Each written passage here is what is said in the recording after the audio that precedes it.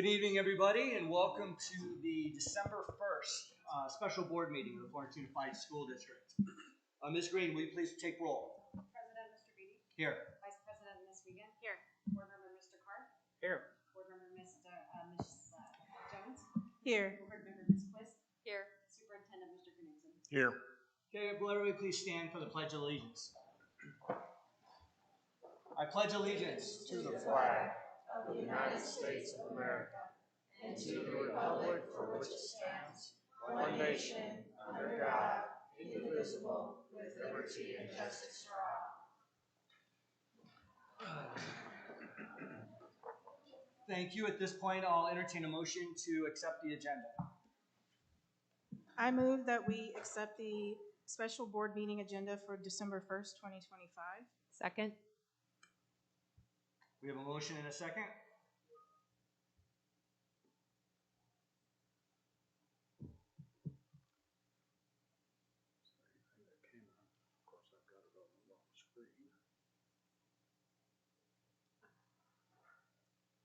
How about oral, since it's not coming up? Mr. Beatty? Yes. Ms. Jones? Yes. Ms. Quist? Yes. Mr. Carr? Yes. Ms. Wiegand? Yes. Motion carries 5-0. Okay. Again, I thank you all for coming this evening. We have basically one thing on the agenda. We do have a short consent agenda that we'll get through that's time sensitive. But I want everybody to know that we'll give everybody a chance to speak right after the presentation. The public is invited to address the board on any issue within its jurisdiction. We hope this evening we'll talk about the survey. We can talk about anything else at the other board meeting, but hopefully tonight we can limit it to the survey. Subject to reasonable time, place, and manner restrictions. Governing board members are not permitted to discuss or take legal action on matters raised during the open call to the public unless the matters are properly noticed for discussion and legal action. However, the law permits the board members to do the following at the conclusion of the open to the call to the public: respond to criticism made by those who have addressed the board, ask for staff to review a matter, or ask that a matter be put on a future agenda. This is an important part. Those that are wishing to address the board should complete a call to the public form. There's some back on the back table over there. Once you fill that up, please bring it to either this table or just bring it right around here, and we'll collect them and call them as we get them. On that, we're going to move to the consent agenda real quick. Does anybody have a motion to accept the, or to adopt the, or to accept the consent agenda? I move to adopt the consent agenda. Second. We have a motion and a second. Mr. Beatty? Yes. Ms. Jones? Yes. Ms. Quist? Yes. Mr. Carr? Yes. Ms. Wiegand? Yes. Motion carries 5-0. Okay, thank you. At this point, Mr. Knudsen, do you want to start off with the presentation? Yes, I'm sure we're all here because as we look at what's happening across Arizona and in multiple districts, we're dealing with a declining enrollment issue. For instance, here in FUSD, we graduated 740 seniors last year, and this year we had 440 incoming kindergartners. So that's kind of been the trend the last 6 or 7 years, where we're dealing with declining birth rate. And you know, for instance, a neighboring district in Chandler, they graduated 4,000 seniors last year and only 2,000 kindergartners enrolled. So as this trend continues to happen across the state, it's putting us in a difficult space because we have to balance our budget on a yearly basis. And we're going to, you know, we've been looking at this. We went for a land sale and won that. What that means, we're going to talk a little bit about that. However, we didn't pass our bond, and we need about $100 million in capital improvements across the district as far as buses, air conditioners, things along those lines. So we sent out a survey to our parents and our staff to get some input from our stakeholders, and we have some difficult decisions to make, but I think you know, we navigated COVID very well in FUSD, and I think we can navigate this too. I mean, over the past 5 years, we've had to reduce our budget, and we've usually done it through attrition, and we're hoping we can do the same thing here. So let's go ahead and start, Mr. Gates and Ms. Erickson. Good evening, President Beatty, members of the board, Superintendent Knudsen, and community. So tonight, Mr. Gates and I will present some information to all of you. We'll be going over the results of the survey, and then we'll open it up. So if we can get that presentation up. What I would like to share with you is just what is this about? What is the situation we're in? Well, the situation we're in is that we need to reduce our maintenance and operations budget by $5 million for next school year. We have 15 schools throughout Florence and Santan Valley. That includes 7 elementary schools, 3 middle schools, 3 high schools, 1 alternative school, and 1 virtual school.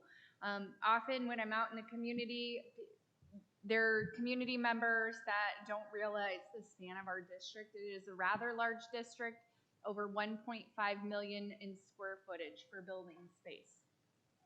So what this presentation will cover is why are we here? What are our current conditions that have led to these cuts?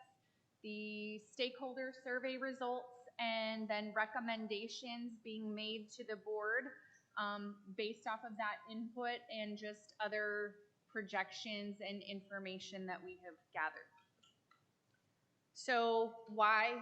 We have significant capital needs. When we were going out for the bond and land sale, that was communicated to staff and community members. We have $100 million in capital needs right now.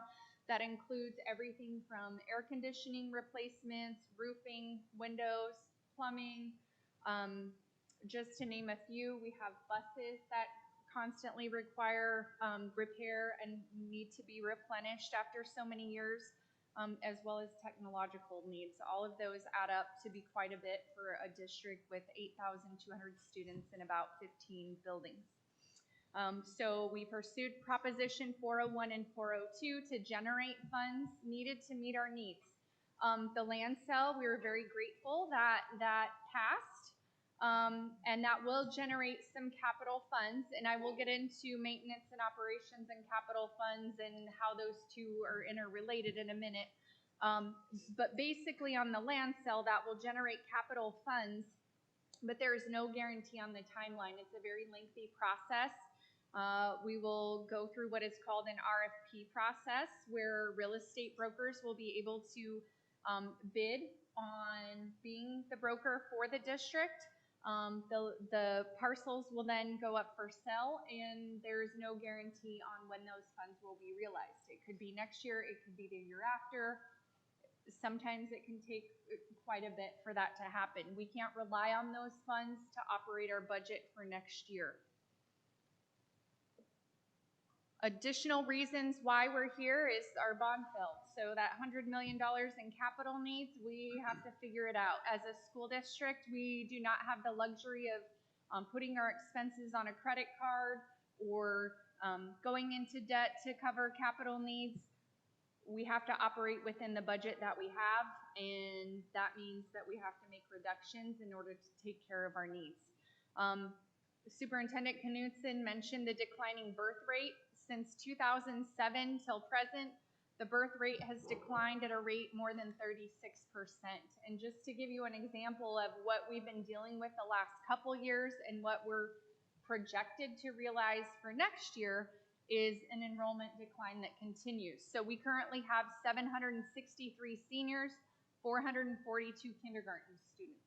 So that's a difference of 321 students. We saw it last year, and that's continued to occur. That's something that districts all across Arizona are facing, is the birth rate decline. That's not just unique to Florence Unified. And just to give you an example, sometimes the question becomes, well, where's the money going? Why aren't you managing your money? Just to put it into perspective, Arizona is one of the lowest funded states in the United States. We're funded at $5,200 per student. New York, $36,293 per student. Minnesota, $14,741 per student. So we are operating already significantly lower than other states within the United States. So this next slide, I'm going to do my best to break it down as simply as possible so that it's clear. But basically, the way districts are funded is based off of a weighted student count. So students that attend school, students in seats at their desk learning equals our weighted student count, okay? Our base support amount per student, that's multiplied by the number of students that we have, and then we get some incentives for teacher years of experience. That plus our capital allocation each year and transportation is what creates our state-funded formula. Anything additional that a district requires for maintenance of buildings, overrides for M&O, that requires a bond or an override that voters pass and support and fund through their property taxes. So that was something that we went out for this past election and something we were not able to achieve. Luckily, again, we have the land sale that will assist us when that's able to come through. So we're attended by the number of students attending school, or funded by the number of students attending school. Additional funding sources, if we don't have those additional funding sources and facing lower enrollment, that's what's led to having to make these difficult decisions and the cuts. So one question that has come up recently, if a bond that is capital funds did not pass, why are you cutting M&O? Well, capital is, consider it like a savings account. So you have your savings account with your capital monies. It's designed to go for building repairs, software licenses, curriculum, things of that nature, whereas M&O is more salaries, okay, and instructional supplies. When a district like ours that's seeing lower enrollment, we see a decline in our M&O funding, we are able to transfer capital funds into our M&O budget to help offset that decrease in enrollment. That's not something we can keep doing when we don't have the capital. We've been trying to manage that for a few years now without a bond having passed, and we just can't do it anymore. It's time that we adjust down for the lower enrollment and really operate at what we're funded at. And now I'll turn it over to Thad. Thank you, Denise. Check, check. Hello? There we go. Evening, everybody. Thank you for being here. It's important to note that we've been working towards making reductions in this school year as well as previous school years. So we've reduced the preschool building blocks program that we had for our preschool kiddos coming into the Florence district. We've eliminated 2 director positions in recent years, as well as last year 10 district-based positions in a variety of coaching, technology, and other positions, as well as school administrator positions in the transition to middle school. We've naturally reduced teaching and support staff positions as enrollment has decreased. So as we've seen decreases in enrollment, we've made adjustments with that as we've gone from year to year at our schools. Software programs and digital resources have been eliminated, and then also some elimination for out-of-state travel, training, professional development for staff members as well. So like Denise was saying, we have to live within our means and our funding. And so when you look at the 3 bullet points there, that's lower enrollment. We have the same number of buildings. We don't have supplemental funding coming in from our taxpayers, the failed bond initiative. So that equals a need for reduction in budget. And our goal is, how can we do this? How can we get through options that will least impact our student outcomes and what we're doing in our schools and how our students and our schools are functioning on a daily basis. And we want to maintain a high quality educational experience for all of our students in this process. And that is delicate and that is difficult to do when we're facing budget cuts across the board. We have 2A schools. We believe what we're doing in our schools is working. The majority of our other schools are all Bs, many on the precipice of As for next school year. So We're excited about that and that progress, and we feel like like I said, what we're doing in our schools is working, and we want to try to continue that as much as possible by supporting the programs and the students at the sites.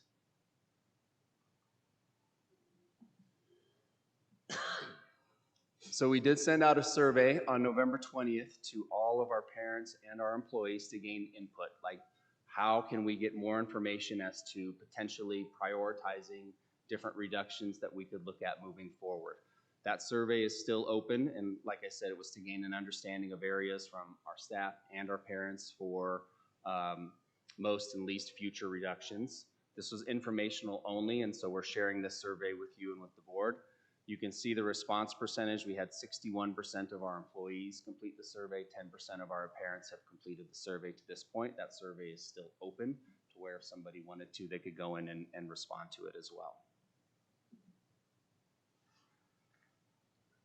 So the survey results, the first question was presented with basically two options. One option would be a 5% reduction of salaries for all certified staff, teachers, school district level administrators, as well as a reduction in classified salaries to have saving costs, basically. Or we could look at potentially closing, merging schools with lower enrollment and reconfiguring different grade levels to reduce staffing, utility costs, facility needs, and expenses. And you can see how the parents and our staff members responded very similarly.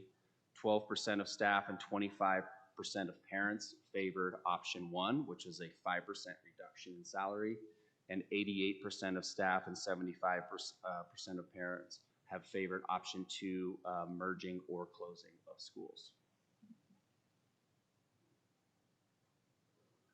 So the survey had a variety of other questions related to different areas in which could be considered for reductions potentially moving forward.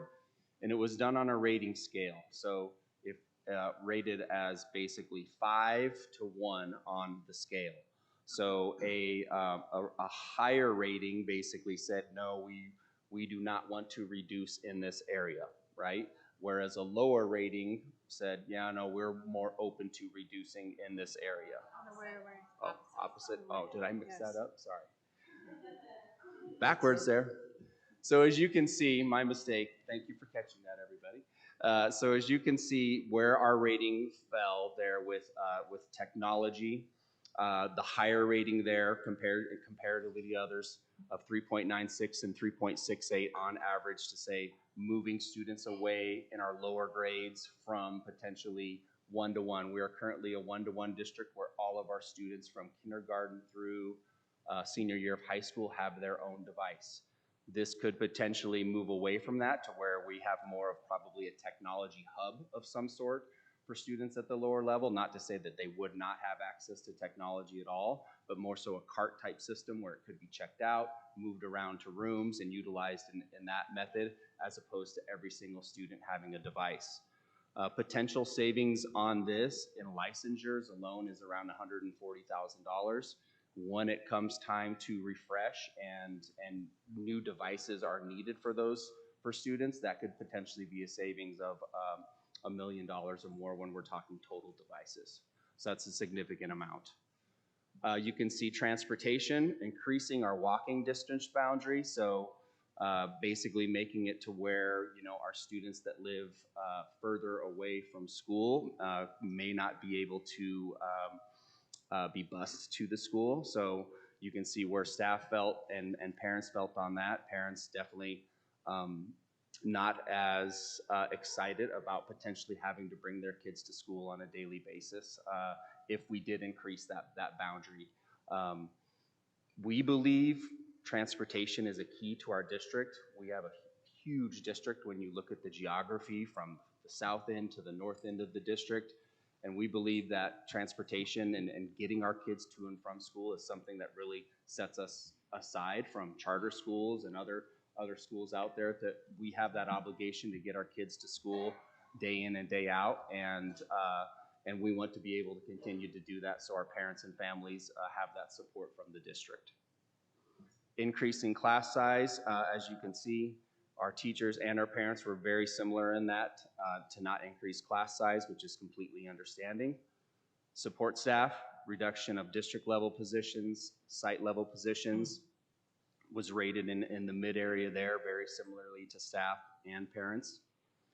Electives and special programs, you can see the staff rating and the parent rating. You can definitely see parents and staff members prioritizing our electives, prioritizing special programs, everything from CTE programs, AP, gifted, the elective course offerings that we're able to provide our students day in and day out for them to get that well-rounded educational experience at all of our buildings throughout the district. Sports and extracurriculars, you can see the rating there, 2.88 and 2.57, obviously very important to our staff as well as our parents. Professional development was one that was rated as less important for our staff members and our parents. And then a 4-day work week. So looking at the 4-day work week, this is something that we definitely would like to explore moving forward, but there is a lot of different factors that go into this in looking at time of day, transportation of students, and factors like reducing hours for classified employees, bus drivers, that sort of thing if you're on a 4-day week as opposed to a 5-day week. So you can see that the response was definitely in favor of looking at this, and we're definitely not opposed to it, but we feel like it's something that we really need to dig into and take a very close look at before any sort of final decisions or anything like that is made.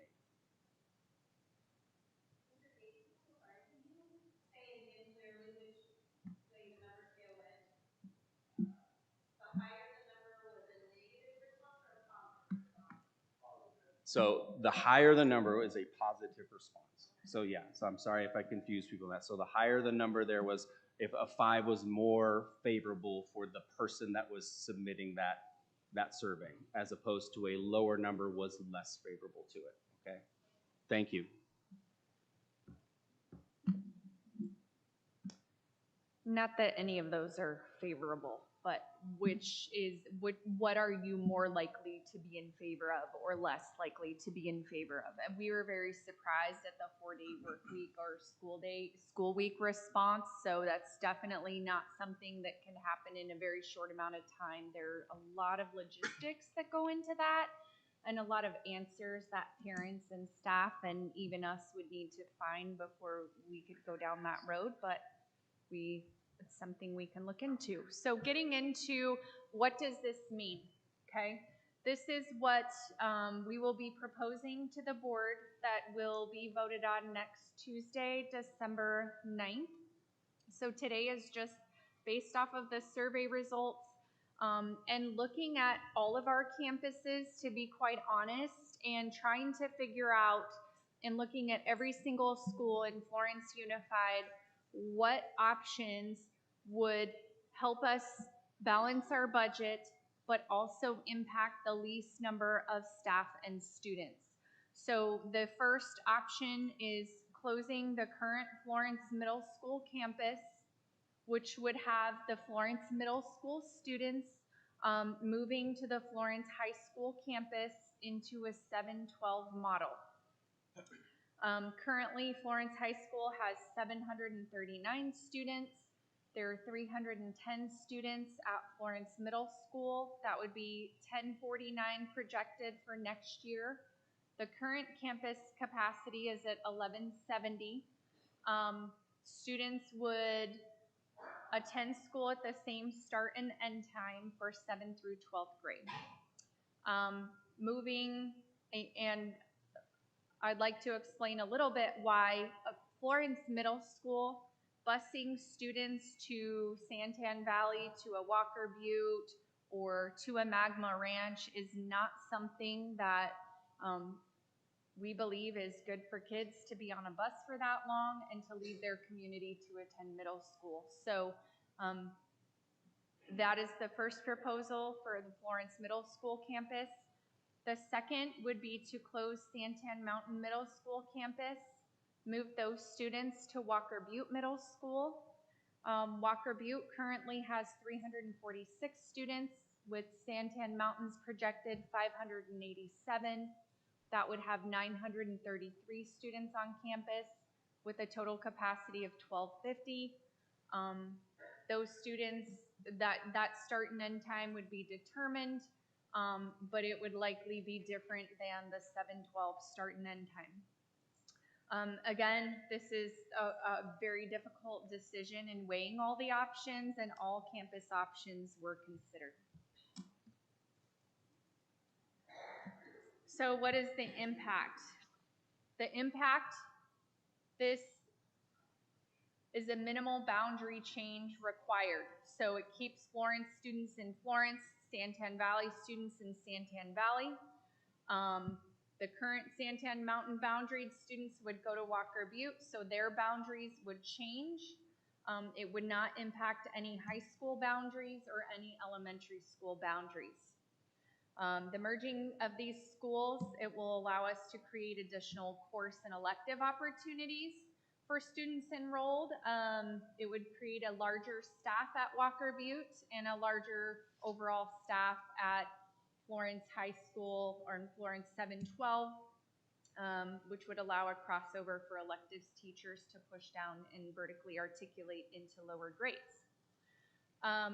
The expense of buildings and repair and the cost of those schools to upkeep, just utilities alone, is an estimated savings of $1.5 million a year. There would be some savings on personnel in merging the staffs. That does include reductions in administration, office staff, custodial, and campus monitors. And then it allows us to continue to allow middle schoolers to not be a part of the elementary format to continue as it previously has. So another potential I got this one here, Denise. So potential staffing timeline for our schools impacted if this is to be approved potentially in December. Walker Butte Middle School, we would post a principal position and post that internally and have a recommendation committee and interviews for that position in mid-January. Walker Butte would have 2 assistant principal positions with their 933 students, and once again, those positions would be posted internally and a recommendation committee selecting candidates to be recommended to the board for that position, once again, internal candidates. And then site leadership will continue to work with, once that site leadership is established, work with HR to determine certified and classified staffing for our policy on our normal contract timeframe of certified staffing being done in March, and then classified and administrative contracts being issued at the April board meeting on that date. For the Florence campus, there would be an addition of an assistant principal on that campus to support middle school. That position would be posted internally in January along the same time frame as the Walker Butte assistant principal positions, and then be part of the recommendation committee for that position to be filled at Florence Middle School. And then the same sort of time frame with site leadership working with HR to determine certified and classified staffing at the school.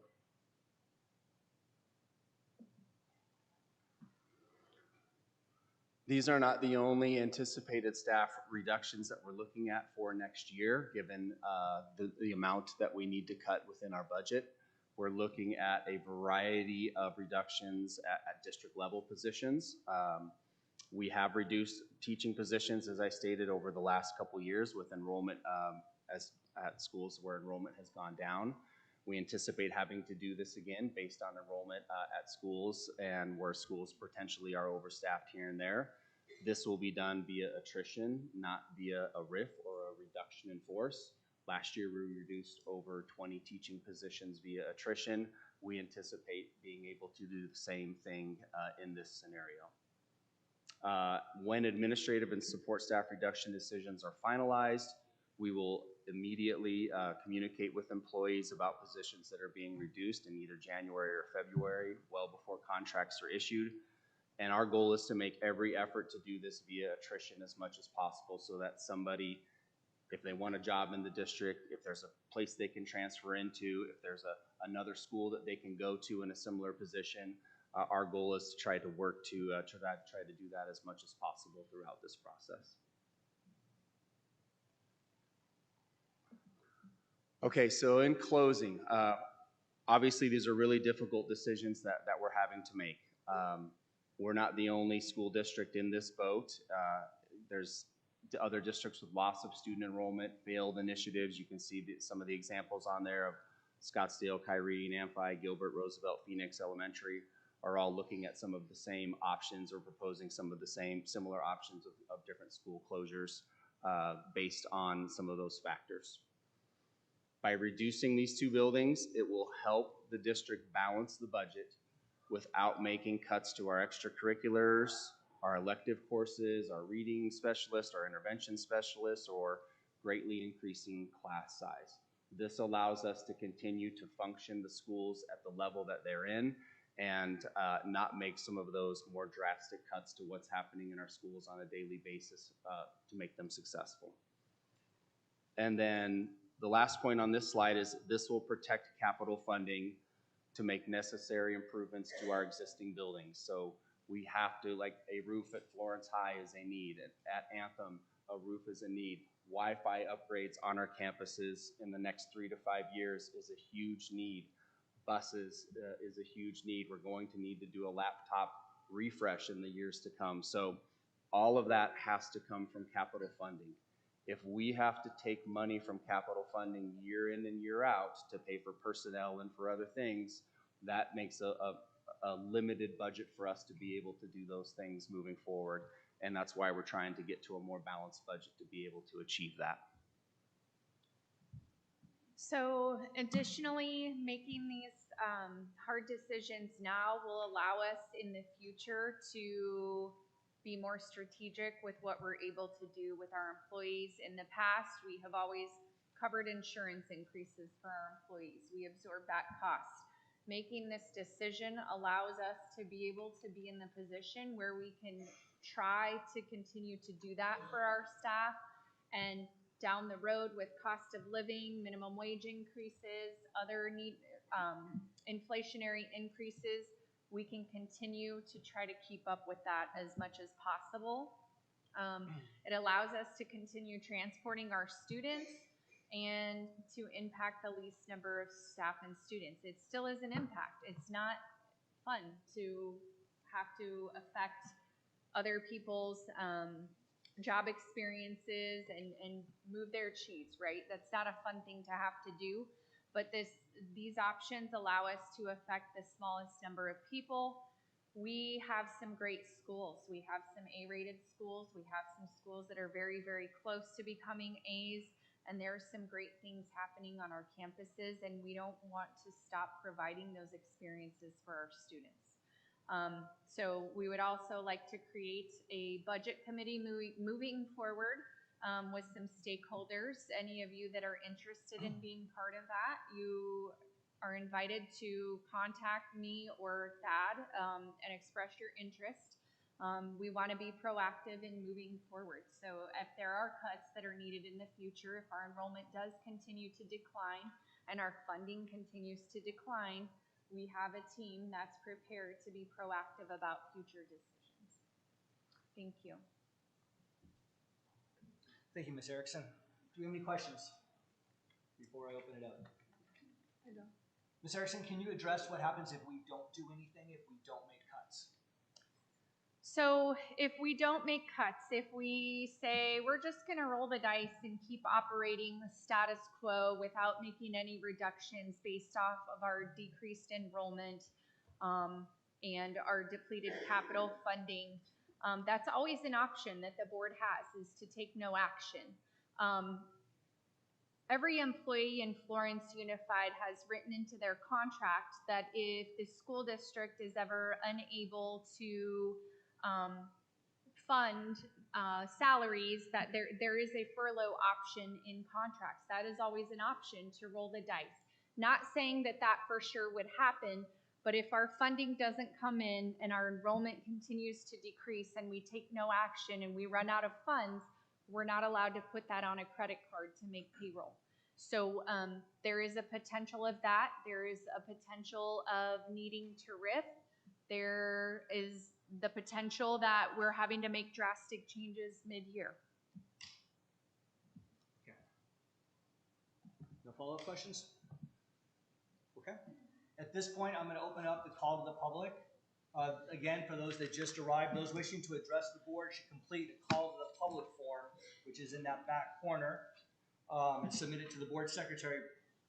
Each speaker will be provided 3 minutes to address the board.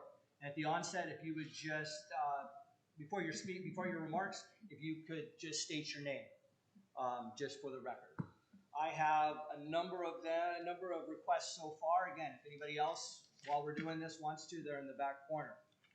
We're going to start off with Ms. Crowder. Is Ms. Crowder here?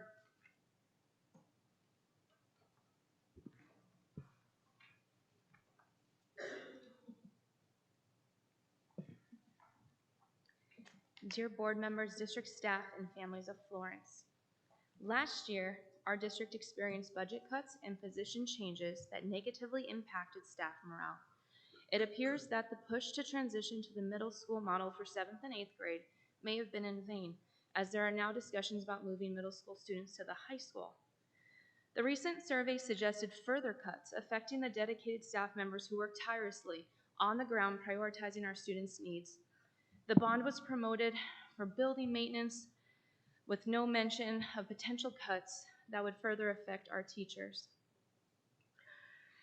An email stated that the proposed 5% teacher salary cut was no longer under consideration. Still, the alternative involves closing schools, which would lead to larger class sizes as students are redistributed among existing schools. This approach contradicts our Kids First motto. We will most likely see another enrollment decrease as class sizes increase. Additionally, the threat of eliminating special programs, sports, and creative art positions will likely lead to decreased enrollment.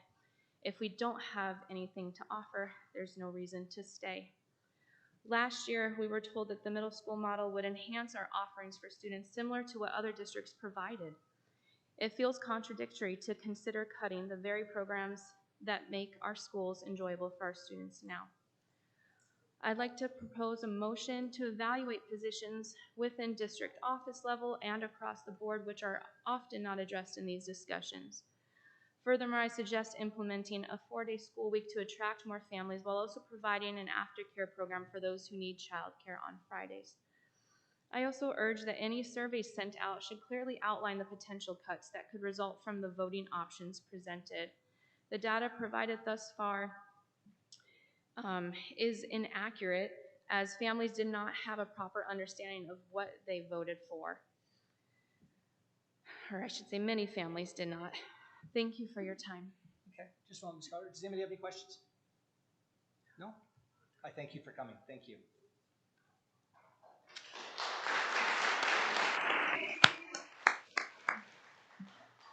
Okay, next, Ms. Mendoza, Destiny Mendoza. Good evening. My name is Destiny. I know everyone in this room recognizes how serious our district's financial situation is. I understand you're trying to find solutions under enormous pressure, but as a parent, I am deeply concerned about any option that involves increasing class sizes or cutting programs that supports children's development. These choices don't just change a budget line, but they change a child's entire school experience. Since fall break, my son's grade alone has lost 3 teachers. 3 teachers in 1 grade level in only a few months. Our kids feel that instability every single day. They notice it, they talk about it, they absorb it emotionally and academically. So when I hear discussion about increasing class sizes or programs being cut, I need to say this clearly. Our kids cannot handle more instability, our teachers cannot handle more pressure, and families will not stay if these are the decisions being made. Arizona is a choice-heavy state. Parents can choose charters, online programs, private schools, homeschools, and if classes grow larger or programs disappear, families will leave. Parents choose schools based on what the school offers, so cutting programs will also drive families out. And those students and dollars will not return. They will only deepen the crisis. But there is also a solution Arizona districts have successfully used to save money while protecting students and protecting teachers and protecting enrollment, which is a 4-day school week. More than half districts in Arizona already use it, and the results are consistent and successful. It saves money all around, it's better teacher retention, lower burnout for kids and teachers, improves student attendance, and families prefer a 4-day school week. In most cases, enrollment does not drop, and in some districts it increases.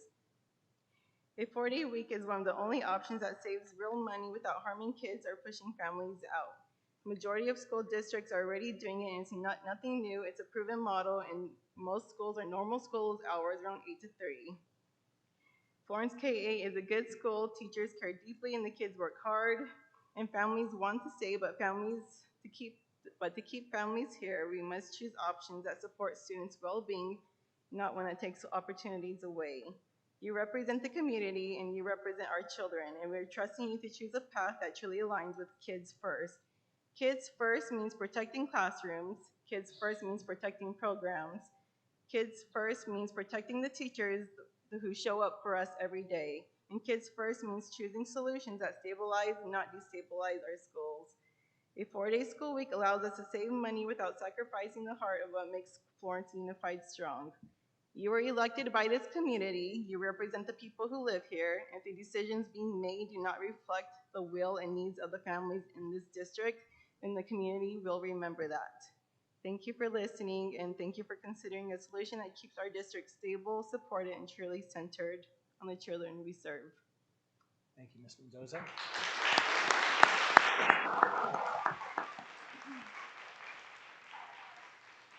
Interrupt me if you have any questions, okay? Because it's all on the agenda. So, Ms. Torres. Brittany Torres?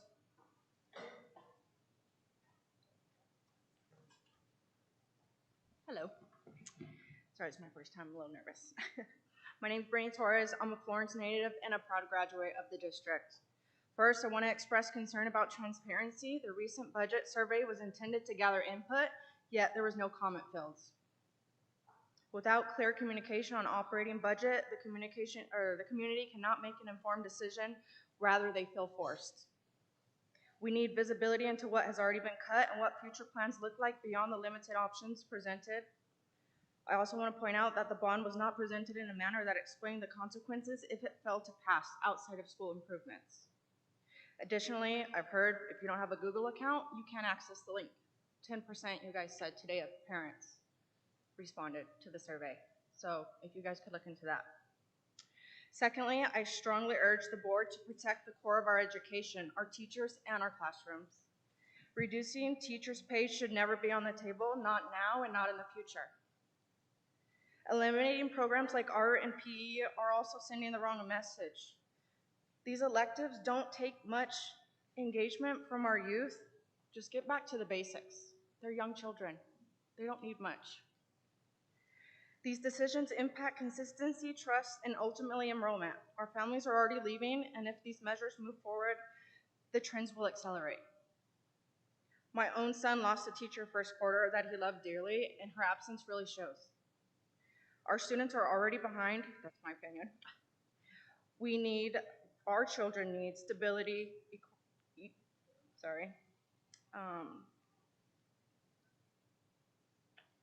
they need stability, teachers, not cuts that drive the teachers away.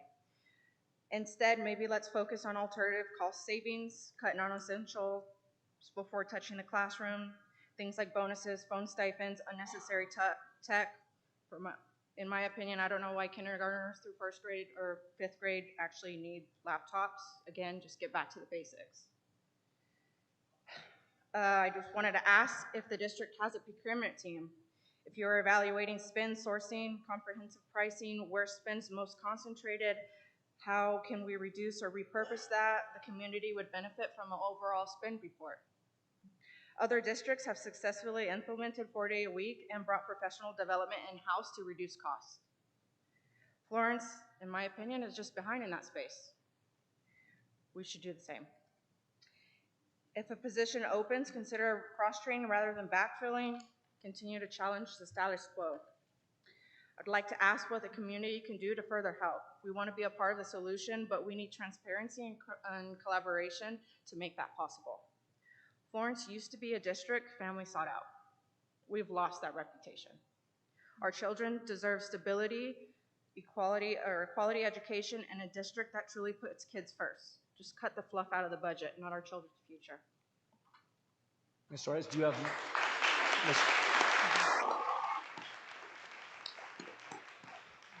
Ms. Torres, is there more that you'd like us to read? If you'd like to give us what you have written, we will consider the rest of it. It looked like you have more on your second piece of paper that you want. Is there more you wanted to share? Okay, all right. Mr. Gay, John Gay.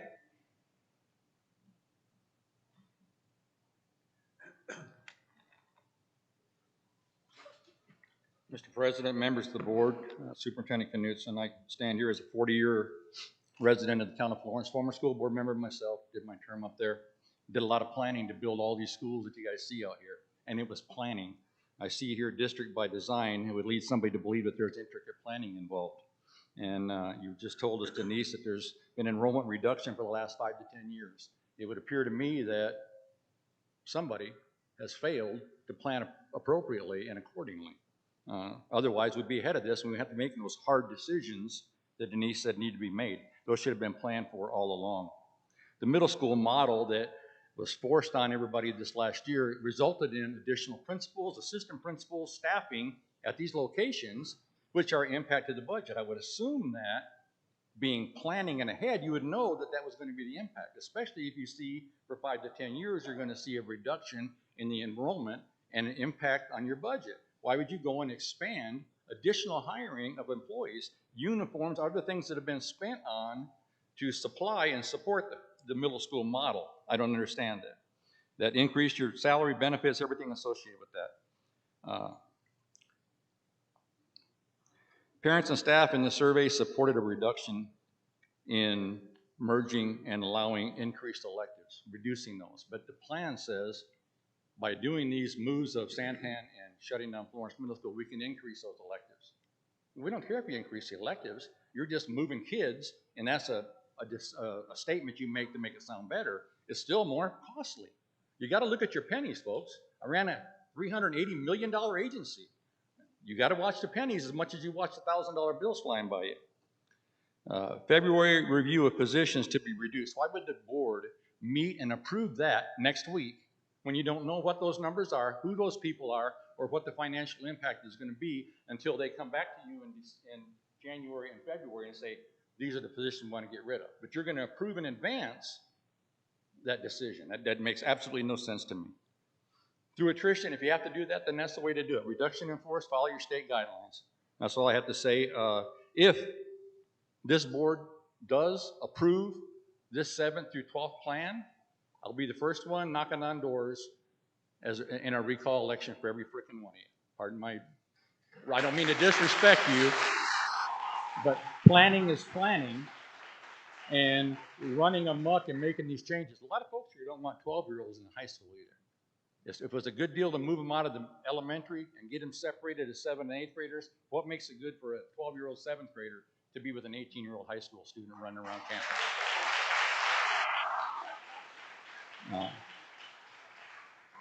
Lastly, real quick, congratulations, Toby.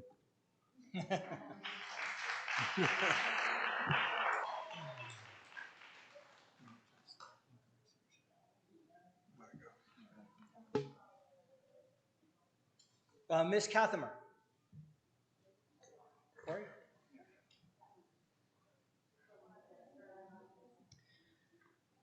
Good evening, members of the board. My name is Corey Kathmer. I'm a parent and former district employee. I am here tonight because I'm deeply concerned about our district. I don't approve of the way the direction is heading of the district, and I had a talk drafted, but I'm just going to talk to you from my heart because there's some things tonight that have been brought up that I don't agree with. We're not stupid. We understand that things are tight. We understand that there's cuts that need to be made. We just don't agree with the cuts that you guys are wanting to make. Our children are suffering. We're losing teachers. And enrollment's not dropping because of the birth rate, Mr. Knutson. It's dropping because your parents don't support this district anymore. They don't believe in it, and they don't want their children in it. Things are happening. Bullying is up. Discipline problems are up. And it's not on our teachers to have to parent these children. They should be supported, and people are pulling their students because they can get ESA and have a teacher in a classroom much more manageable, and it's more effective. We have a major problem in this district. We've lost vision. We are no longer kids first. This is not a kids first district. We feel it's kids first. Our teachers are putting kids first. We don't believe that the board or anybody working at the district is putting kids first. This is not something that we're gonna just stand by and let you put our underage children on a high school campus. That's not acceptable. We can't go that direction. This is not where this needs to go. We don't agree with it, we don't stand for it. I don't know what needs to happen, a meeting of the minds, come together at a table. We're here to talk. We're here to come up with solutions. But going to a survey with no comment box for no parent input, how are we supposed to support you and be okay with these tough decisions when we're not even allowed to speak? And now we have a special meeting, which thank you for calling this tonight. We do appreciate it. But it has to come to this level. It's not okay. This is something that we're all here to support you guys. We're here to support our school. We're here to support our teachers. And our students shouldn't have to suffer, and they shouldn't have to be forced to lose curriculum, lose teachers they love, be stuck with long-term subs because they're not allowed to hire another teacher. That's not okay. You shouldn't have staff and students and people in the district scared to come and speak their piece because they're worried of ramifications outside. That's not okay, and that's not how you lead a district. We're not going to stand for it, and we need to figure out a solution for this. Thank you. Thank you.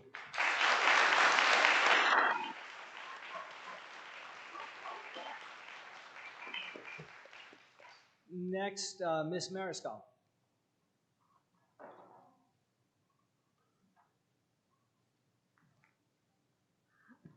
Hello, my name is Adriana Mariscal. I've been here many times. I just was told about this 7 and 12. I am going to have a 7th grader next year. I am not comfortable with an 18-year-old.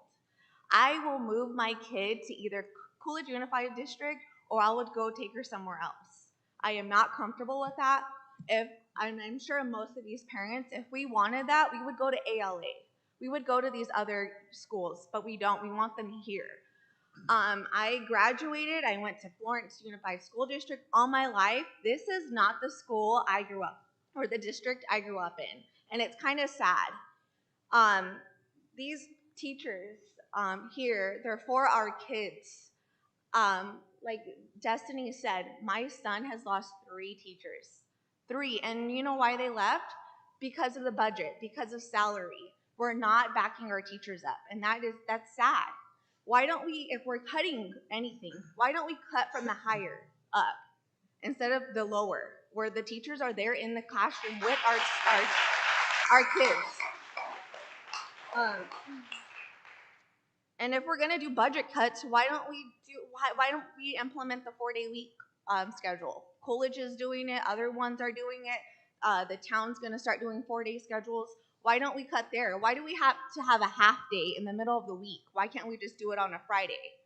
I'm kind of heartbroken that it came to this. And it's kind of, if I feel like you guys are, because we didn't pass that bond, that this is the repercussion of why we didn't pass it. I can tell that there's many reasons why we didn't pass it. It's because previous board members mishandled money, and it showed. That's why we didn't pass the bond.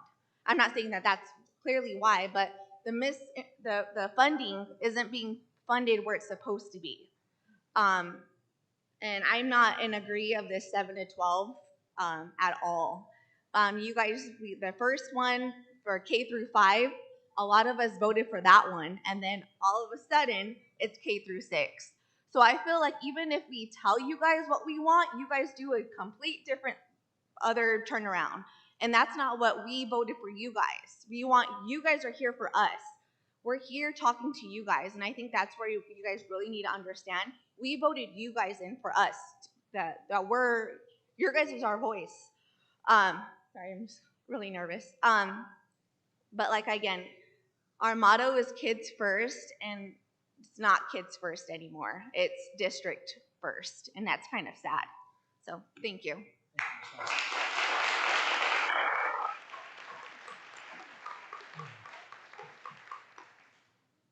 Ms. Gutierrez.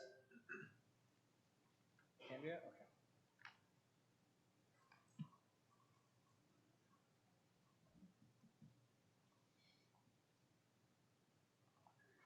Good evening. My name is Andrea Gutierrez. I am alumni of Florence High School, as is my husband. Our parents and even my husband's grandfather also attended Florence, making our children fourth-generation students in Florence Unified School District.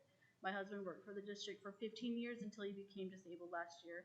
He has coached through the district for 25 years. Before his disability, I was working towards a teaching degree.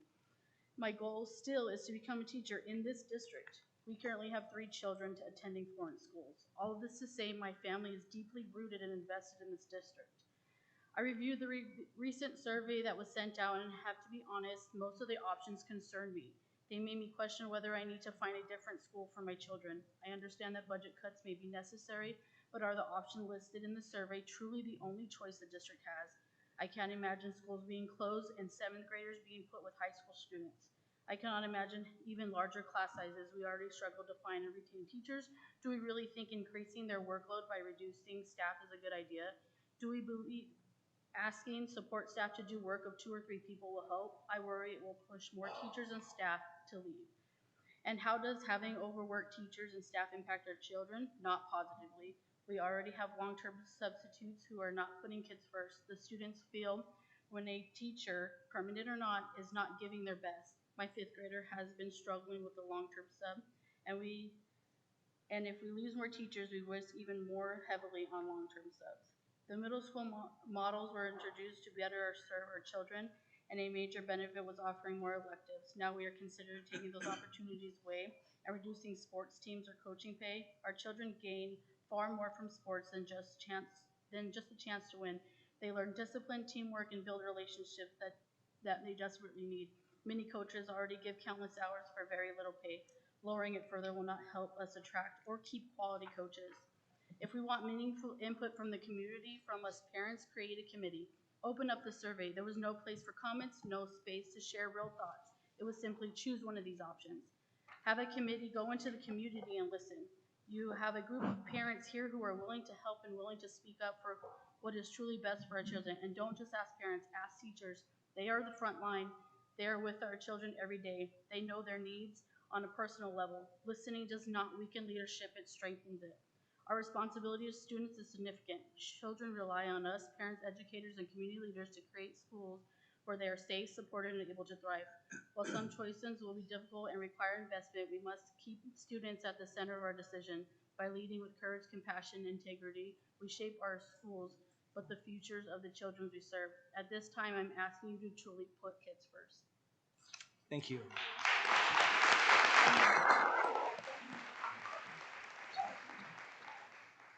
Ms. Campbell? I saw you. Do you want to talk now? I saw you were talking. You ready? I just agree, but yeah, I'll talk. Okay. It would be hard to top a lot of these comments, and they touched on basically everything I wanted to say. I don't know if anybody can hear me. It's echoing really bad. I will say I'm a Coolidge Bear, so it's hard to stand up here and fight for Gophers, but I'm doing it anyway. I do love this district. I just think that there's a lot of problems. There's a laundry list, but it's trust. The district, that all of us parents don't really trust the district at this point, and I think this is your opportunity to build that back. If you really care about what we want, please listen. The kids are struggling. I don't know why we don't have a counselor in the school. That's a huge problem. The bullying's a problem. We have great kids, and they're struggling because it's just rampant. And I don't know. There's a lot of smaller problems, but if you listen to the parents, we're all here, and we're all mostly rational and want to help support you guys. So if you'll just take our concerns to heart and not just, oh, thanks for the survey. I mean, you saw the numbers. I'd like to give a shout out to the staff. That's a huge turnout for staff to report back to. So we want to help, and I know there's hard decisions to make, but can we make the ones that are best for the kids and not for anyone else, just the kids. Because the 4-day week was talked about and all of a sudden that's out the window and we're talking about putting babies with high schoolers. Like, I don't understand where that jump went. So, just build back our trust. We want to stay here if we can. Thank you. Thank you.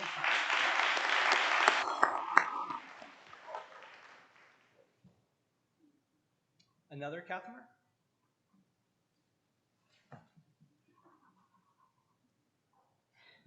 Sorry, there's a lot of us. Before you start, can you hear me okay? I'm sorry, could you repeat that? Yes, before we start, can you hear me okay? I can hear you now. All Perfect. right. Perfect. Somebody. Okay. Good evening. My name is Jeannia Cathamer. There's many of us. And I'm here tonight as a former FUSD teacher and a parent. First, I want to start with thank you for the opportunity for allowing us to speak. And I hope you will hear this with seriousness and respect with which this is offered. We recognize that the district faces financial challenges, but the proposed actions, such as cutting teacher pay, increasing class sizes, eliminating programs, reducing transportation, and closing campuses, things that were listed on the survey, will deeply harm our students, staff, and long-term health of Florence Unified. These cuts are not simply budget decisions. They are choices that affect children's safety, teacher retention, academic growth, and community trust. Just within this past year, I saw firsthand what happens when class sizes grow and staff are stretched too thin. Some students who were academically behind acted out just to avoid work. One student threw chairs until the entire class had to evacuate. After administrators spoke with the student, after they were called, we were told to return and continue teaching with no meaningful consequences. This behavior continued throughout the whole year with multiple grades. Another incident that occurred at the end of a day when I was teaching, I witnessed 2 students passing a vape. When I asked for it and reported it, they said they didn't have anything and I was allowed to check their bags.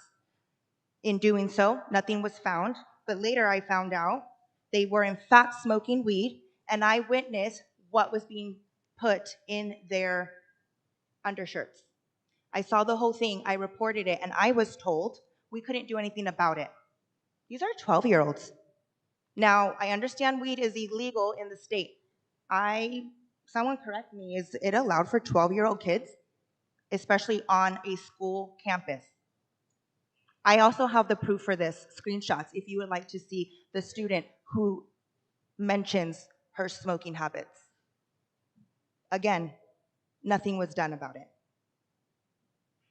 I share this not to criticize individuals, but because the structure is already strained.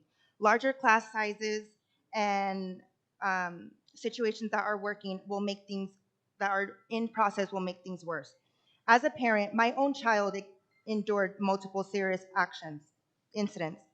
One student choked my son to the ground for several minutes before an adult intervened, and the response from admin was a simple conversation to the student.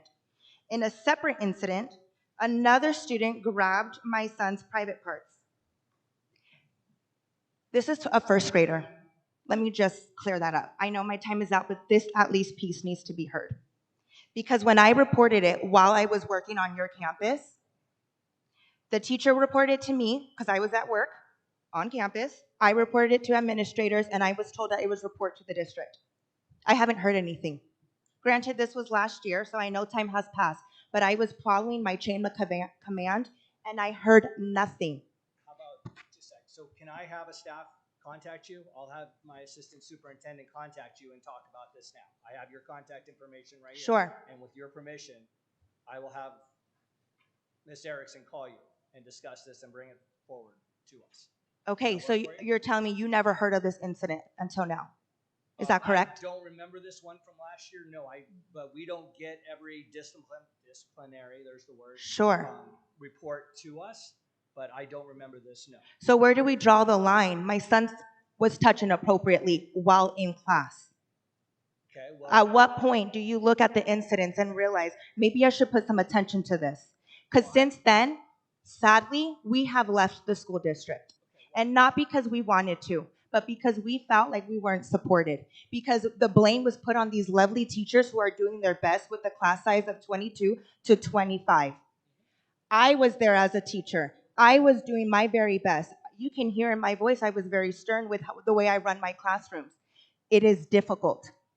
And the fact that I was there working for you while my son was across the hall being touched inappropriately and no one did anything about it. Well, I'm doing something about it. This is the first time I've heard about it. Thank you. It will be addressed tonight. Okay? Thank you. If you'd like to send me what you're reading or send it to I the district. can. So I would like to email it and would like some public response statements to address the concerns and questions that I have, since we're out of time. And I don't want to take time from others. I'm going to have a superintendent reach out to you and get the information, and you can share that letter with her. Perfect. And I mean, there's some privacy concerns that I don't want to get in trouble with, but she'll share it with the board. Thank you. Okay? Thank you for your time and the respect. I know there's a lot of hard decisions and in all of this, and we understand that there has to be cuts made. I just hope that we can have a better discussion in how we can make these budget cuts, because there are other options that can not only protect our teachers, but our students. Thank you. We're doing our best to look at all of them. Thank you.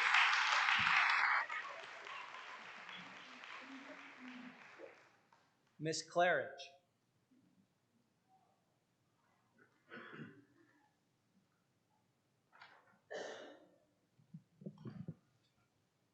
Good evening.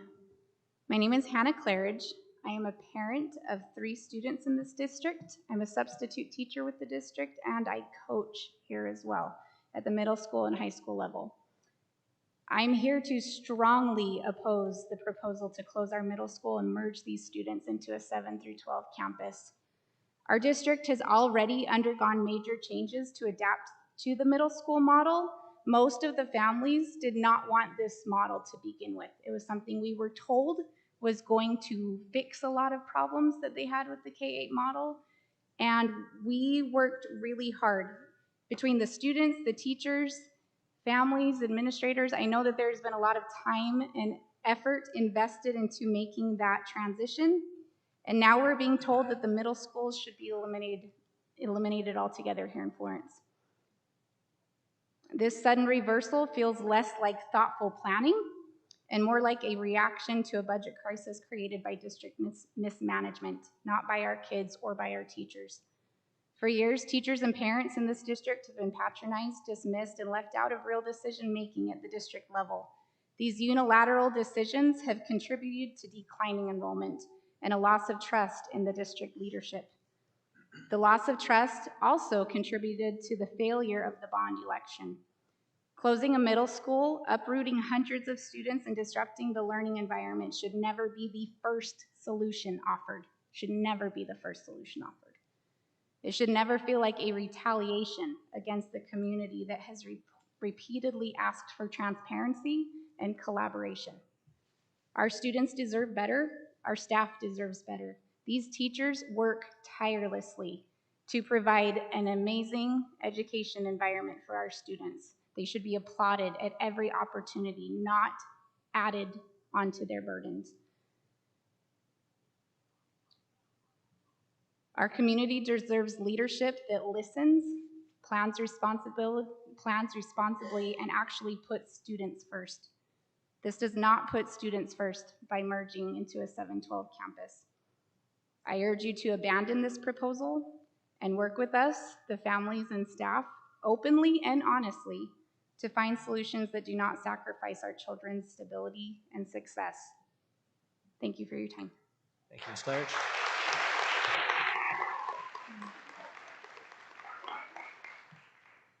Ms. Busciletto.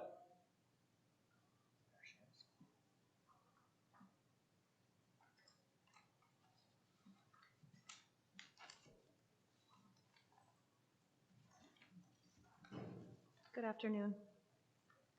I wasn't going to speak tonight, I was just going to listen, but after hearing what I heard today, I feel compelled to. So I come before you tonight as a parent, lifelong resident of Florence, and graduate of Florence High School. I have 2 children left in school. My son in 5th grade has been doing 4th grade fractions for over a year now. Due to staff shortage, he's also had a substitute teacher for months now since his teacher left in the middle of the school year due to pay. This substitute will continue now for the foreseeable future. My son will now be behind as he enters his 6th grade year for reasons outside of his control. My son, who is in 4th grade, is in an ESS class and needs stability and structure, and none of the options given tonight support this. We are already feeling all these changes and neglect here at the FK6 and 7th and 8th grades, while other schools seem to have the best of the best. The mod has made no mention of any cuts in positions or pay for teachers and faculty. Now here we are discussing this. This is not transparency. Teachers are leaving at an alarming rate already. Our children and the teachers do not feel supported. I beg you audit this, if nothing else. Cutting teachers' pay by another 5% isn't going to help the shortage problem we are currently experiencing, but moving to a 4-day school week will help alleviate a lot of the issues and support our teachers who support our children. Today I heard there is talk about moving our middle schoolers to a high school model, starting with 7th grade. Exposing 7th grade age children to high school age children isn't going to help. This is not an option with the least impact. These are children who are going through puberty, now mixed with kids who are already adults. This is a recipe for disaster, and I do not and will not ever support this.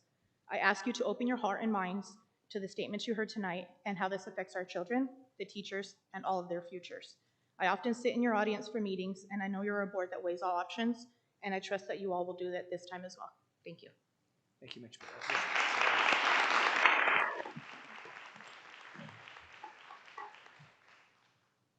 Mr. Cathcart. It's you. The last half. Maybe not. We might get more people to That's talk, it. but Hey, you've gotten a lot bigger from I know. when you were at Florence High, when I was principal. Principal Nuzzi, you're a little more bald than I remember. But, Hey, I'm a lot older too. hey, Yeah, Clancy, will you do me a favor? Will you pull the microphone closer to your mouth so we just can pick hear it you? up. A bunch of short people are talking, so a little better. That's better. Thank Well, you, sir. I remember you being skinny. Well, you know, I had 2 kids. My wife lost the baby weight. I didn't. So Chris was skinny at one point too. I was so. skinny too. yeah. Well, I mean, there's a lot of stuff thrown at you guys today, right? Like, you got hard decisions to make. I don't think anybody's arguing that. But from the survey, when we read it, there's nothing in there that makes any of it any better, right? Like, all of it sucks. It sucks. Be better. Like, there's better options. There's got to be better options. Even 4-day school, parents are going to have to pick up the kids on Friday, right? There's problems with that too.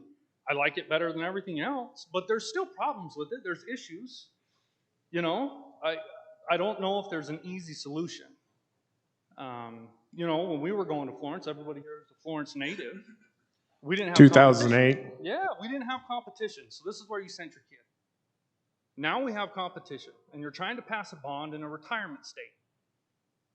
We have a lot of people moving into Arizona, and we're losing kids because everybody's older. And older people don't care about schools. They're not going, their grandkids aren't here, their grandkids are back in Canada. So our ability to pass a bond sucks. That wasn't a great, but what do you do? How many bonds have already been passed? Right? Bonds have been passed. Money has been made. Money has been gained. Property taxes have went up. I wish there was an easy solution. In my opinion, one thing that was missing on the survey was how Florence becomes more competitive. Right? Like, everything sucked on it. But if it was, well, how can we be better? How can we get more students to come to Florence? You guys fired my wife up. My kid, because I love Florence, right? Kindergarten to senior, I was here. I want it to be better. And I'm not saying, like, I don't know an easy solution for it. Teachers are trying. When my wife was teaching in class, it was a story every day about some other incident that happened. And the teachers couldn't do anything about it. Where was the support? Right? I certainly heard about it. I was calling the principal. All of the things that I did as a husband. Everybody in this community would love for Florence to be competitive. We work for it, right? Whether that's internships for high school students, so parents want to send their kids here because there's something to look forward to. Every business I'm sure you could get in Florence would offer that. There's things that would make us more competitive, that would bring more students.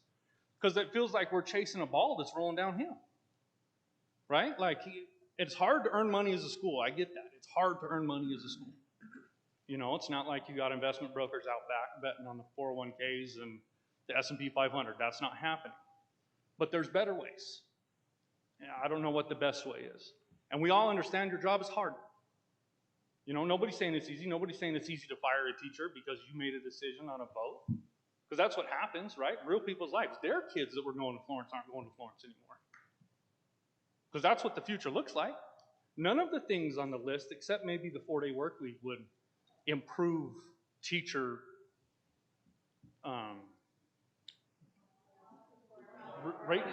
retention, right? Like none of it would improve. But I got a lot of from the peanut gallery here, but none of it improves teacher retention. And teacher retention is a problem. It's a problem right now. I don't know, you know, how you improve teacher retention while increasing student scores. And I can tell you, seeing an A+ or an A-rated school, it means nothing to parents. We don't know. Our kids come home and tells us what happens in class. He was throwing chairs, we had to walk out. We've seen a girl smoking down the hallway, she didn't get in trouble. Some kid choked me on the field. Someone touched my private part. Someone did this, someone did that. He was screaming at the teacher, he threw a fit. The other kid just goes to the nurse, he sleeps all day in class and nobody gets in trouble. And the teachers, they don't have the power to do anything about it. They don't feel like what control can they have? Right? And that's, I think if you want to bear it down to our foundation is cracking. And the foundations is just our teachers' ability to teach. If they don't feel like they can teach, and I know at public schools we teach the lowest common denominator because that's what you had to do. Right? Everybody's got to learn how to read. But when our reading scores suffer because they can't teach, because they're interrupted, and because they feel like they can't just call the principal and the principal can get a cop out there to do something about the fighting going on or the bullying going on. There's parents out there, if my kid was bullying another and you called me, he's going to get a whipping. There's a lot of parents that are the same.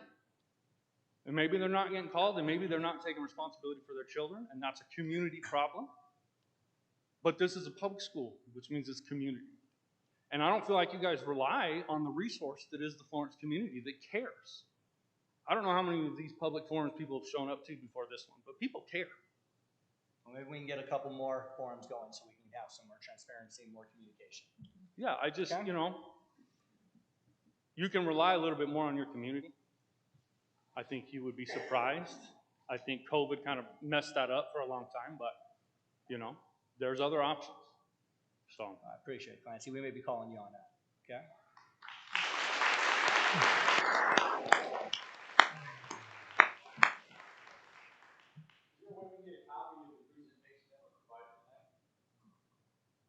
Absolutely.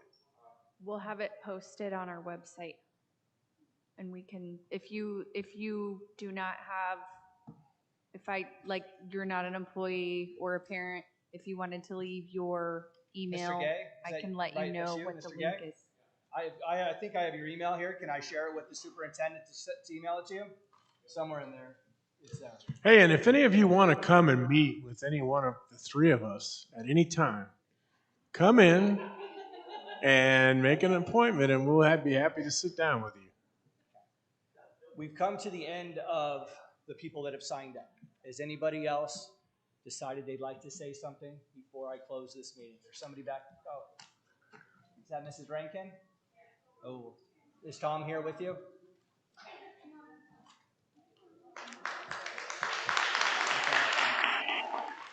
If you could state your name, please. Yeah, it's Michelle Freihofer. I am currently the instructional coach over at Florence Elementary. This year has taught me so many things. First and foremost, I didn't know what I was asking of my teachers when I asked them. I am now a 4th grade teacher because we lost a 4th grade teacher. And I forgot how much I love being in the classroom. I forgot how much it means to me to make these babies laugh every day, have fun, and come in. I am a Coolidge Bear as well. I don't share that often. However, I chose to come to Florence. I worked in Coolidge for 15 years. I am now 30 years in, ready to retire. I don't want to leave. I love it here. I chose to come to Florence over Coolidge because of some things that happened. In doing that, I have loved my years every year. Every year has been a challenge. Every year has been something different, and I appreciate that. And like I said, I did not know what I was asking of my teachers until I stepped foot back into the classroom and I realized what I am asking of them. I am asking for transparency. I am asking for you to value us as teachers, as parents, as community. I chose to be a teacher in 7th grade. Sitting on a floor in my classroom, I knew. I wanted to touch lives. So I ask you, please, all the comments that have been made today, what parents are asking of you, take to heart. Would you want your 7th grader in with a senior? I don't. And I have all boys. And they are dorks and they're stupid. But I don't need them learning more from seniors. Because it's going to happen one way or the other. I urge you, though, before you make decisions, please get some input from our teachers who are in there. I remember school board members walking campuses as I'm teaching kindergarten on the floor with John Ali. And in comes board members to see my classroom and to see me teach.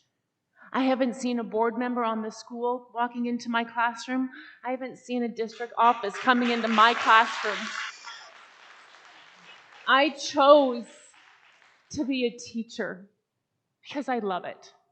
I dance in my classroom. I am stupid in my classroom. Am I not? I can't spell and I can't read, and I admit it straight up to my students. So I plead with you, please, everything that's been said today, please talk to our teachers and get some input from them as well, because we are the heart. We chose this as our love, as our life. Thank you. Thank you.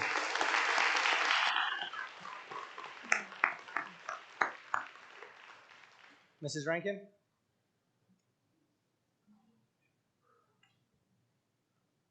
I'm not a very good speaker, and I don't have my phone, and I didn't make no speech or anything like that. But I too, like John, sat in your seat for many years. We had good years and we had bad years. That was under Mr. Art Celaya back in the day. That was a long time ago. But I also did 13 years at the Florence K-8 and K-6 school. I left Florence K-6 and K-8 about a month ago. I'm not a teacher. I guess you might say I'm support staff, which the support staff is very important at your schools also. They kind of keep the teachers going and kind of help relieve. I was a lunch monitor. Things changed last year. We were cut 2 monitors, ended up with 3. I was the only one in the cafeteria. I had 187 kids in the cafeteria at one time. And that's what they're still doing today. It's only for 20 minutes. But how do you have kinders on this side and 3rd grade on this side and trying to control it? You can't. And I can control kids pretty good. I love my kids. I love Florence School District. I love being around the kids. But it's not only the teachers that needs the support and the kids It's the staff. I went and I spoke with administration whenever I left. I told them that I urge each and every one of you to sneak into your schools. Don't go into your principal's office, sit down and have a donut. Walk around your school, go into your classrooms, see what's going on. We lost 5 teachers at the Florence K-8. 5 this year.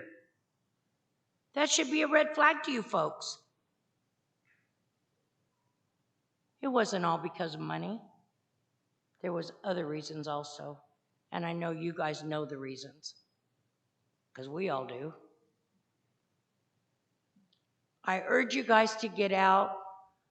Don't sit up there and make decisions that affect the whole community, the whole school district, and every kid in it. Get out and fight. Get out and see what's going on in your schools. All of your schools, not just Florence. You've got Poston, you've got Santan, you've got Magma, you got a lot of schools. And I know you guys all work. Well, I don't know if y'all work, but most of you do. But you can find time to do it. Make your people get out and do it. Yeah, they're busy too. Yeah, they're here to run our schools. Think about it. Don't make a silly decision. Think about our kids first, because that's what's important in our world. Thank you, Ms. Stephen.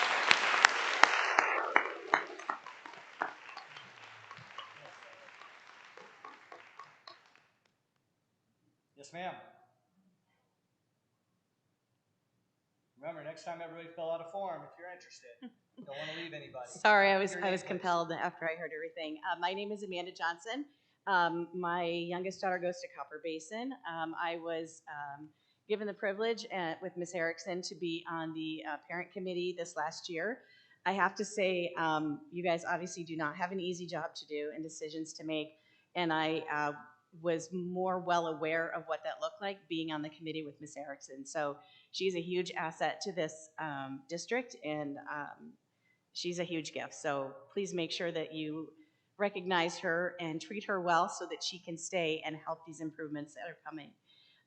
One of the things that really bothered me, or sickened me, I should say, is the best word, is that parents only gave 10% of feedback. That is appalling. We are asking you guys to be held to a certain standard, and our parents aren't even doing that. And so I would really encourage parents that are watching online, present here, wherever you may be, you choose to have your children in this district. As a side note, the only thing that I would essentially disagree with is the birth rate. My husband and I and our family attended church in Queen Creek that actually built a school last year that has a waiting list a mile long. We're building a high school. We're bursting at the seams. People want to go to an alternative education source because it is not politicized, I guess is the way to put it. They're seeking other resources. I choose to stay in district because my daughter is in special education. And those resources are here where they're not at our church school. They don't have that stability as of yet. So I am wanting to thank those that are in your exceptional student services for plugging into my children. I have a recent graduate from Poston who was 8th grade through high school here. We were from upstate New York, came to Florence. It was a completely different ball of wax, but we advocated, we spoke up, we got what we needed, the services that she needed, and she thrived. So please, please, please, don't just focus on your typical students making those grades, passing those test scores. You have a group of students that aren't your typical, that don't fit in that box, that need your support. And they need those educators, they need that support staff, they need their reading specialists, they need their Title I's, they need those people on campus to support them. And my daughter had the same experience in 3rd grade. She went through 5 teachers in a year and bouncing in between, being put into her gen ed class, going to resource, going here, going there, bouncing around. She got absolutely nothing out of 3rd grade because of this. We can do better. I've been in other districts that can do better, and I know you guys are capable of doing that, and Ms. Erickson is proof in the pudding that that passion is there, but it needs to be put out there. So thank you to the ESS teachers, support staff. They are your foundational building blocks. Thank you. Thank you.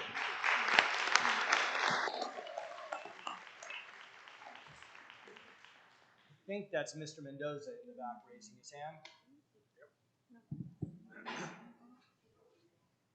State your name just in case I was wrong. My name is Johnny Mendoza.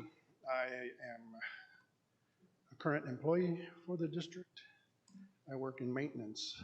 I just spent this entire summer getting Florence Middle School and Santan Middle School ready for middle school, and now you guys want to close all that money that we just invested into those schools. We ask our kids to stop and think before they make big decisions. And I'm asking you to please stop and think before you make some decisions that's going to affect our entire community. We really need to stop and think about what we're doing. I don't want to bash anybody, but you know, like I said, we spent a lot of money. A lot of people don't trust this district because we've made mistakes with our money. We're about to make another mistake because, like I said, we've hundreds of thousands of dollars into these middle schools, getting them ready. Spent a lot of time working on getting everything in these schools ready. We still have schools that still need stuff. I disagree with the 7th through 12th grade model that you guys are thinking. Please rethink that one. That's all I've got to say. Thank you guys for your time. Thank you, Mr. Mendoza.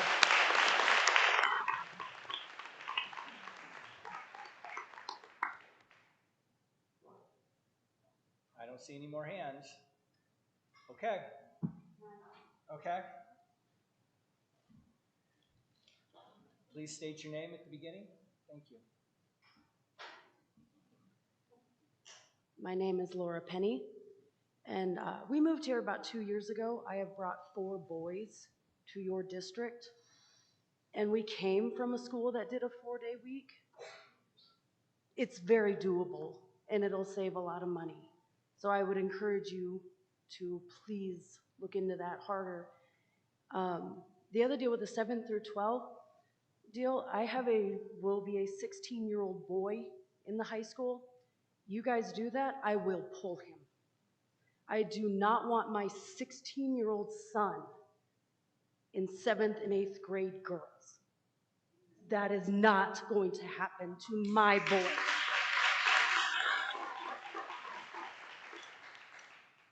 Yeah, that's all I have to say. Also, please answer your email.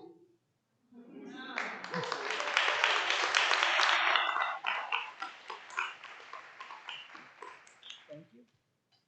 Anybody else? Okay. I'll entertain a motion to adjourn. Sorry, before I do that, I thank you all. I want to, hopefully we'll continue this conversation. We'll continue the communication. And as she just said, we do have emails. We do answer it. Although, if you'd like to stick around and talk, I don't think I've gotten an email from you. I answer my emails. So please communicate with us, over-communicate with us. We want to hear you. We want to hear what you have to say. We want your opinions. So with that, I'll entertain a motion to adjourn. I move to adjourn. Second. I have a motion and a second. Can I call it? I didn't. Yeah, Mr. Beatty? Yes. Ms. Jones? Yes. Ms. Quist? Yes. Mr. Carter? Yes. Ms. Wiegand? Yes. Motion carries 5-0. Good evening, everybody.